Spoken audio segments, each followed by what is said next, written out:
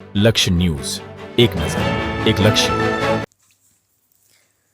Dabhoi police દ્વારા operation પરાક્રમ અંતર્ગત ડભોઈના વિલાપુર નજીકથી ટાવેરા ગાડીની અંદર લઈ જવાતો વિદેશી દારૂનો જથ્થો ઝડપી પાડી ₹2,72,000 વિદેશી દારૂનો જથ્થો સાથે ઉમેશભાઈ ઉર્ફે બંટુ કાવસિંગભાઈ મોરીની ધરપકડ કરી કાયદેસરની કાર્યવાહી હાથ ધરી હતી.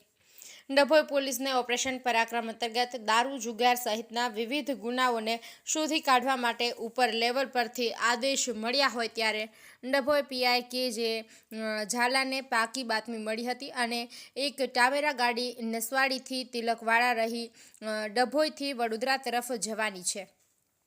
જે ગાડીની અંદર શંકાસ્પદ વસ્તુ ભરેલી હોય, જેના આધારે પોલીસ જવાનોની એક ટીમ ડભોઈ તાલુકાના ભીલાપુર આઉટ પોલીસ સ્ટેશન પાસે ગાડીની વૂચમાં હતા. તે દરમિયાન બાતમી આધારની ગાડી આવતા તેને રોકી તેમાં તપાસ કરતા ગાડીના વિવિધ ભાગોમાં સંતાડી રાખેલા વિદેશી દારૂનો જથ્થો કુલ બોટલ નંગ 850, કિંમત ₹2,72,000 મળી આવ્યો હતો.